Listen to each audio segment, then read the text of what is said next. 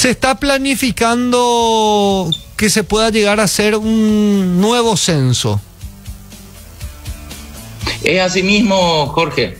A partir del decreto 3620 del presidente de la República, hay una orden gubernamental de realizar el próximo Censo Nacional de Población y Vivienda.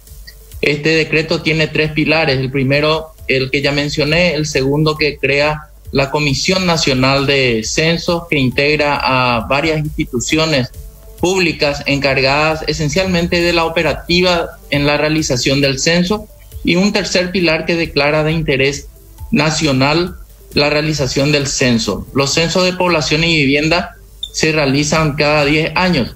Esto debido a los cambios en la transición demográfica que, alteran la base de la estructura poblacional. Como sabes, la natalidad, la fecundidad, la mortalidad, la migración varían en el transcurrir del año, y estas estimaciones deben ser ajustadas para hacer frente a los requerimientos de salud, educación, vivienda y otros. Entonces, nosotros estamos hoy muy abocados a lo que es la realización del próximo Censo Nacional de Población y Vivienda, que es la mejor inversión que puede tener cualquier país, porque es la única, herramienta estadística que nos permite un nivel máximo de desagregación y llegar inclusive a desagregación de distrito, de barrio, inclusive de segmento censal, y así identificar cuántos somos, dónde estamos y cómo estamos, Jorge. Claro, supongo que también esto de la pandemia habrá cambiado los números, sobre todo en lo que a migración se refiere, porque hubo como mucho regreso, hubo mucha gente que volvió, que estaba con actividades laborales en otros países, y para lo que tiene que ver con las políticas de empleo y de desarrollo económico y social, también se necesitará saber cómo estamos ubicados también después de esto. Asimismo, no solamente ese capítulo, hay prácticamente 10 capítulos en el cuestionario, que tiene alrededor de 73 preguntas. Está el capítulo de localización geográfica, datos de la vivienda, datos del hogar y mortalidad, emigración internacional, listado de personas que viven en ese hogar, datos de población, datos de educación, de idioma, migración, estado civil y actividad laboral, fecundidad. También es importante destacar que el Censo Nacional de Población y Vivienda se constituye como un custodio estadístico de garantías constitucionales, porque a través de esta herramienta podemos velar por artículos de la Constitución Nacional. Por ejemplo, el artículo 6, que tiene que ver con la calidad de vida, el de la igualdad de las personas, también la igualdad de derechos del hombre y la mujer, los matrimonios de hecho, también la identidad étnica, porque vamos a hacer paralelamente el 4º censo indígena también, y por supuesto vamos a identificar a las personas con algún tipo de discapacidad. Como te decía, esta es la única herramienta que nos permite tener ese nivel de desagregación y dar también cumplimiento a ese artículo 28 de la Constitución Nacional, que ordena que el ciudadano tiene derecho a informarse cómo está. Y todo esto en el contexto del secreto estadístico. Para que la gente entienda, es el secreto estadístico una norma que no nos permite, identificar al informante. O sea, el ciudadano va a dar toda su información, pero nadie va a saber que ese ciudadano fue el que informó sobre sus datos. Nosotros este operativo lo hacemos con fines estadísticos para la formulación de políticas públicas y por sobre todo para que el ciudadano sepa cómo está viviendo. Ahora, licenciado, el problema es de dónde conseguimos la plata en un momento tan complicado.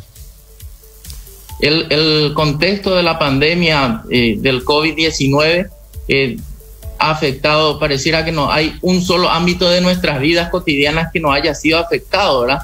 Y el censo y los operativos estadísticos también han sufrido su cuota de paralización, digamos. Sin embargo, hemos ido al uso de la tecnología de información y comunicación.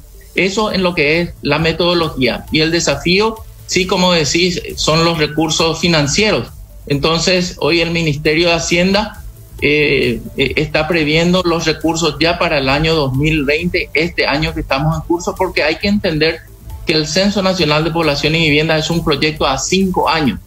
Y en el transcurrir de los 5 años hay muchas actividades que van desde la planificación, el diseño, la construcción del cuestionario con la comunidad de usuarios, también las pruebas pilotos, los censos experimental, una serie de innovaciones que estamos previendo también que van a, digamos, a requerir aproximadamente 43 millones de dólares en un transcurso de 5 años.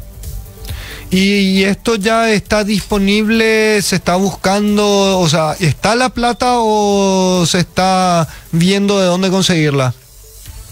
Realmente los fondos, el Ministerio de Hacienda es el que define el origen de los fondos, ¿verdad? Pero yo te puedo decir que para el año 2020 ya tenemos previsto. Como te decía, es un proyecto a 5 años y hay un presupuesto y una planificación que tiene que ir agotada por año, ¿verdad? Entonces, para este año ya tenemos asegurado y así cada año vamos a ir previendo. Yo estoy seguro que este va a ser un proceso exitoso porque tenemos la voluntad política, que siempre es importante. Fíjate, Jorge, que es la primera vez en 30 años que tenemos este decreto que te mencionaba al empezar la entrevista.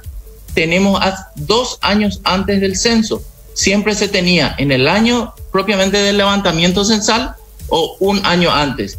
En esta ocasión ya tenemos 2 años antes. Esto nos da una señal muy clara de que el Paraguay se pone su mejor rostro ante la comunidad internacional, porque todos los países están realizando o van a realizar su censo. Pero como mencionabas vos, la pandemia ha afectado la realización también de operativos censales. Por ejemplo, Brasil ha pasado para el año que viene, Argentina también ha hecho lo mismo, Uruguay va a ir en el 2022, México es el que en plena pandemia le tomó el censo realizando y pudieron concluir. Entonces, la pandemia del COVID también es desafiante para cada uno de los escenarios de esta planificación y el desarrollo del censo. Esperamos que esto se contenga, que esto pase, porque en una coyuntura de cuarentena total también es muy difícil poder evitar el distanciamiento social, ¿verdad?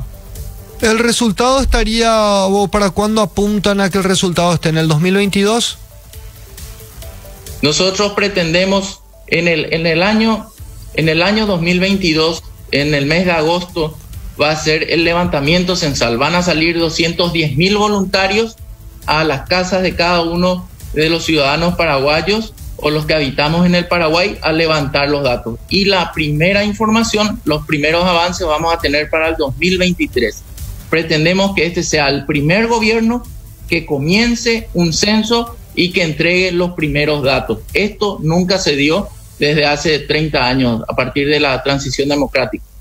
Claro, la última vez fue en el 2012, si no me equivoco, y los resultados no sé si fueron tan precisos.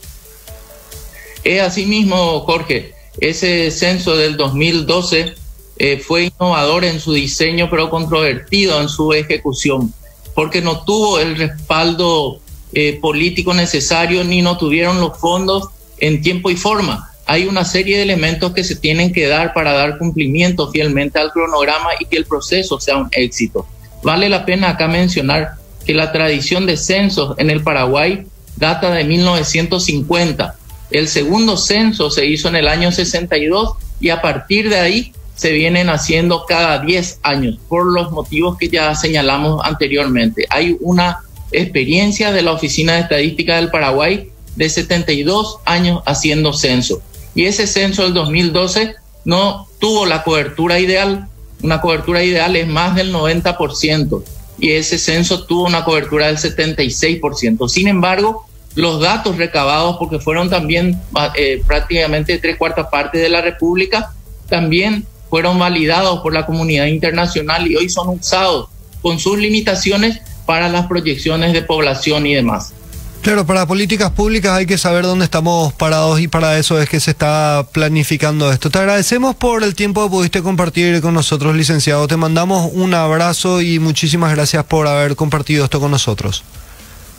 El agradecido somos nosotros, Jorge, gracias por el espacio. Ustedes, los comunicadores, van a ser grandes protagonistas en contar lo que queremos hacer para que esto sea un éxito. Este es un proyecto de todos los que habitamos la República del Paraguay. Así que muchas gracias por el espacio y yo me pongo a disposición de ustedes cuando así lo consideren necesario. Muchísimas gracias, Iván. Un abrazo. El licenciado Iván Ojeda, director de la Dirección General de Estadísticas, encuesta.